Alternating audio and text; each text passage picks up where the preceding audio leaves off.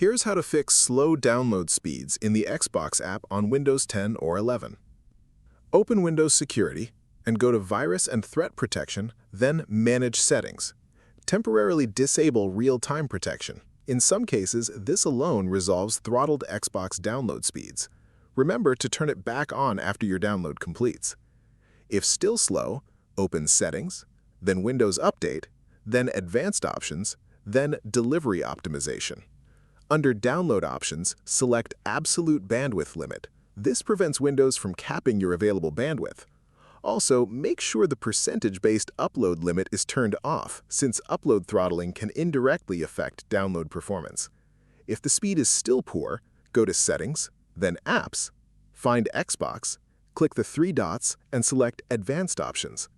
Click Repair first and wait for it to finish. Repair fixes the issue without touching your downloads or installed games. If that does not help, click Reset and confirm. As a final option, fully uninstall and reinstall the Xbox app from the Microsoft Store. If this helped you out, hit that subscribe button for more straight-to-the-point tutorials on Step by Click.